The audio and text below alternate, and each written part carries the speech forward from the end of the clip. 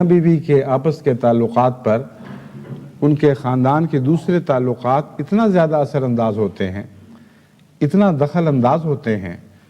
कि उसके नतीजे में बसा औक़ात मियाँ बीवी के ताल्लुकात महज इस वजह से बिगड़ते हैं कि दोनों तरफ के माँ बाप को शौक़ है कि वो अपनी बालादस्ती इस जोड़े पर कायम करें। और ये ऐसी बेहुदा रस्में हमारे बाज़ मशरक़ी मुआशरों में जारी हैं कि खामंद के रिश्तेदार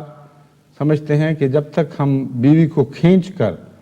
अपने माँ बाप से तोड़ कर अपना ना बना लें, उस वक्त तक हमारी फतह नहीं हो सकती, हमारा बच्चा तस्कीन नहीं पा सकता। और बाज़ सूरतों में बिल्कुल इसी किस्म का रवैया बच्ची के वालिदैन इख्तियार करते हैं। वो समझते हैं जब तक खामंद से और खामंद के रिश्तेदारों से कुल्लियतन तोड़ के अलग ना कर दिया जाए, उस वक्त तक इस जोड़े को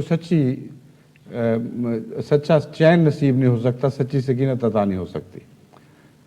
और इसके नतीजे में वो दोनों ख़ानदान कोशिश करते हैं कि किसी तरह इन मियाँ बीवी का घर उजड़ जाए।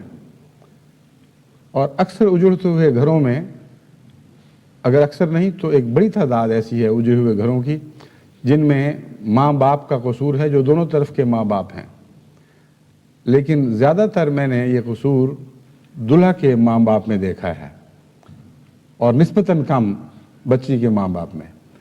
क्योंकि बच्ची तो पराई होती है। वो जब रुखसत कर दी जाए तो उस पर इतना